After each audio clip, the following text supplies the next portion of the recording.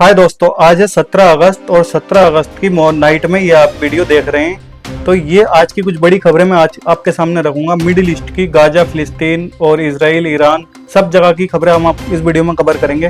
दोस्तों, गाजा में हॉस्पिटल पर इजराइल का हुआ बड़ा हमला, भूख से मर रहे हैं बच्चे गाजा में। अमेरिका ने गाजा वासियों के लिए वीजा रोक दिया। गाजा वासी जो हैं, गाजा के जो रहतर हैं, उनके लिए वीजा रोक लगा दी है। वीजा नहीं देगा।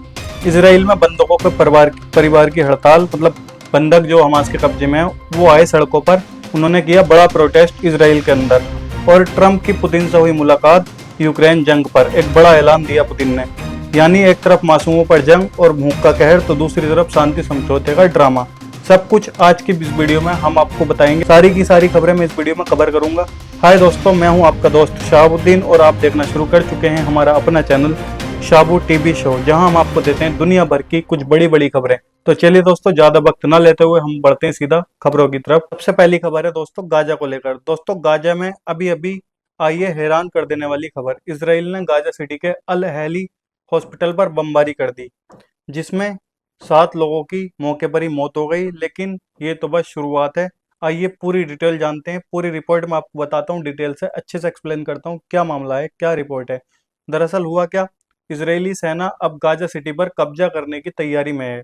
तो उसके लिए कई जगह बमबारी, गोलियांबारी चल रही हैं, गाजा में हो रही हैं।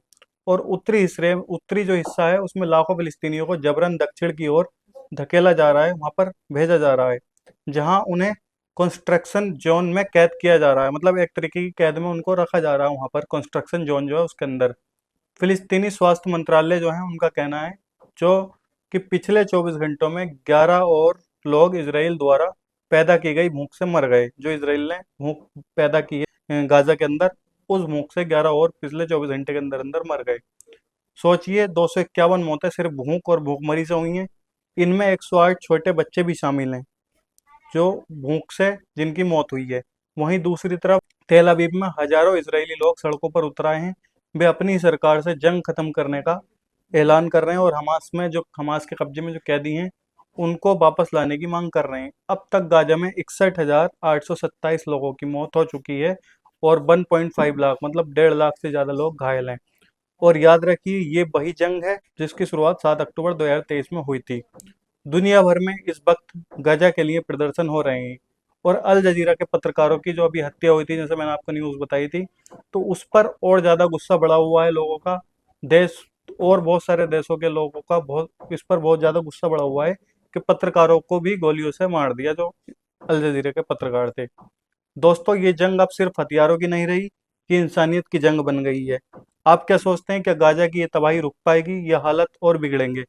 तो अपनी राय कमेंट में जरूर रखें। अब दोस्तों, बढ़ते हैं दूसरी बड़ी खबर की तरफ। दूसरी बड़ी खबर है, अमेरिका ने गाजा के लोगों पर है लगाया बैन, वहां के वीजे पर लगाया बैन। अमेरिका ने गाजा के लोगों पर एक ऐसा फैसला लिया है जिसमें इंसानियत को हिलाकर रख दिया है।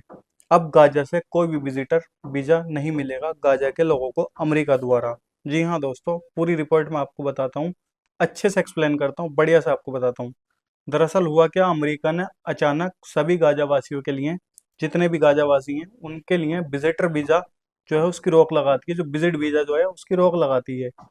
सोचिए, 2025 में अब तक 3800 से ज्यादा V1 V2 वीजा दिए गए थे, जिनमें से जिन कई ऐसे बच्चे थे और बीमार लोग थे, जिनको सिर्फ और सिर्फ इलाज के लिए अमेरिका ले जाया गया था। ये ले जाने वाला थे, ये ले जाने वाले होंगे। तो लेकिन अब ये दरवाजा बंद कर दिया गया अमेरिका द्वारा। Council on American Islamic relations ने कहा है कि इसे जानबूझकर की गई क्रूरता है, जो अमेरिका ने गाजा के लोगों पर की है। और फिलिस्तीन चिल्ड्रन रिलीफ फंड का कहना है, ये पॉलिसी की वजह से गाजा के घायल और बीमार बच्चे अब अमेरिका में जिंदगी बचाने वाला इलाज नहीं पा सकेंगे और उनकी बेचारों की वहीं पर मौत होने के चांसेस बढ़ जाएंगे। दोस्तों, होता तो वो है जो खुदा करता है, लेकिन जो है ये अमेरिका ने इनके लिए दरवाजे बंद कर दिए हैं इलाज के। दोस्तों, अब सवाल ये है कि मासूम बच्चों को सजा क्यों दी जा रही है? क्या ये इंसाफ, क्या ये इंसानियत है? अपनी राय कमेंट में जरूर रखें, हमको बताएं, कमेंट करके बताएं कि क्या ये अमेरिका ने इतना गलत क्यों किया, या ऐसा करना चाहिए था उसको, ताकि आगे तक और सच्चाई पहुंच सके। लोगों को वीडियो भी शेयर करते रहें। दोस्तों, अब बढ़ता हूं मैं तीसरी बड़ी खबर की तरफ आज की। तो तीसरी बड़ी खबर है दोस्तों इसराइल को लेकर। दोस्तों इसराइल में आज इतिहास का सबसे बड़ा हड़ताल हुआ, मतलब इतना बड़ा प्रोटेस्ट कभी नहीं हुआ इसराइल में जितना आज हुआ। इसके पीछे वजह है सिर्फ और सिर्फ बंधक। जो इसराइल के बंधक हॉस्टेज जो हैं, जो हमास के कब्जे में हैं, उनको छुटाने के लिए उनके परिवार वालों ने किया है बहुत ही बड़ा प्रोटेस्ट। चलिए जानते हैं पूरा मामला क्या है, पूरी रिपोर्ट क्या है, अच्छे से आपको एक्सप्लेन करता हूँ। दरअसल आज सुबह 6:29 पर पूरे देश में जनरल स्ट्राइक हुई। तो इसराइल के अंदर जनरल स्ट्राइक हुई। वहां पर बंधकों के परिवार सरकार के उस फैसले के खिलाफ सड़कों पर आए जिनमें गाजा सिटी पर हमला बढ़ाने का प्लान है। मतलब जो इसराइल ने जो गाजा सिटी के लोगों पर जो कब्जा करने का प्लान बनाया है, उसके ऊपर ये लोग भड़के हैं। और दूसरी चीज, जिसमें गाजा सिटी पर हमला बढ़ाने का प्लान तो है, लेकिन अपने जो कैदी बंधक हैं इनके, तो उनको छुड़ाने का कोई भी समझौता नहीं किया इन्होंने हमास से। कोई उससे जो है बातचीत नहीं की इस बारे में, सिर्फ और सिर्फ कब्जा करने का ऐलान कर दिया। अब इनके जाने वो जो बंधक हैं वो चाहे मारे जाएं, कुछ भी हो, इन्हें कोई मतलब उससे नहीं है। तेल अवीव के हॉस्टेज स्क्वायर में आज़ादी की मांग करते हुए 10 लाख लोगों के इकट्ठा होने की उम्मीद है। मतलब 10 लाख लोग वहां पर इकट्ठा हुए तेल अवीव की सड़कों पर, हॉस्टेज स्क्वायर जो है वहां पर। देश भर में चौराहे पर पीले रिबन बांटे गए। जो पीले रिबन वो बांटे गए देश भर में चौराहे पर। प्रदर्शन हो रहे हैं जगह जगह पर।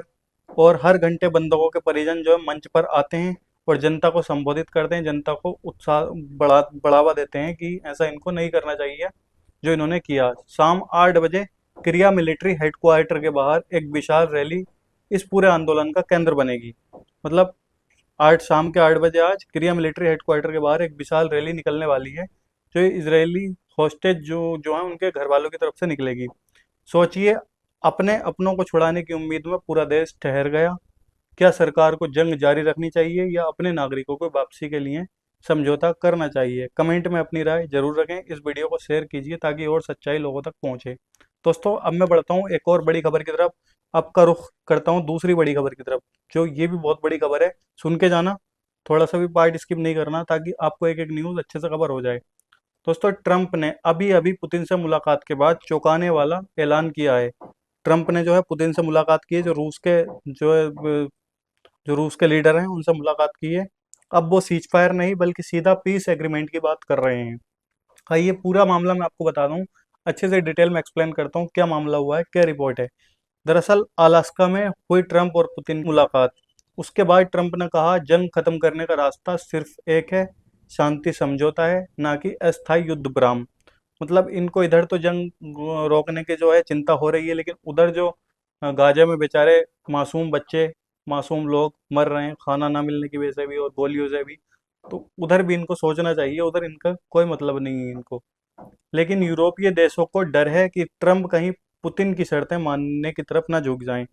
जो यूरोपीय देश हैं उनको ये डर है कि पुतिन की शर्तें अगर अमेरिका जो ट्रंप है वो मानते हैं, तो और ज़्यादा जो है हालात हो जाएंगे ख़राब। क्योंकि रूस अब भी यूक्रेन से 4 बड़े इलाके लुहांस्का, डोनेट्स्क और जोपोरेजिया और खेरासोन के साथ 2014 में कब्जा किया गया क्रीमिया भी मांग रहा है। मतलब वो अपनी शर्तें रख रहा है कि 2014 में इन पर जो कब्जा किया था पूरी तरीके से हमारा हो जाए, रूस ने बोला है।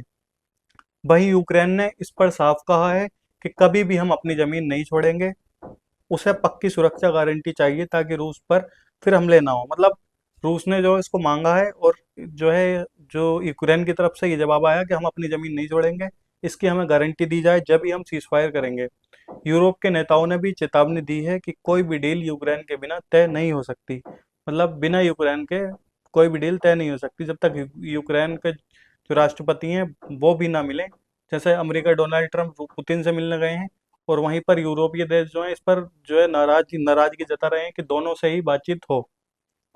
तो दोस्तों क्या ट्रंप का ये कदम जंग खत्म करेगा या ये रूस को और ताकतवर बना देगा? क्या ये शांति समझौता होगा, ये यूक्रेन की हार की शुरुआत होगी? अपनी राय कमेंट में जरूर रखें, कमेंट में जरूर बताएं। इस वीडियो को ज़्यादा से ज़्यादा शेयर करें।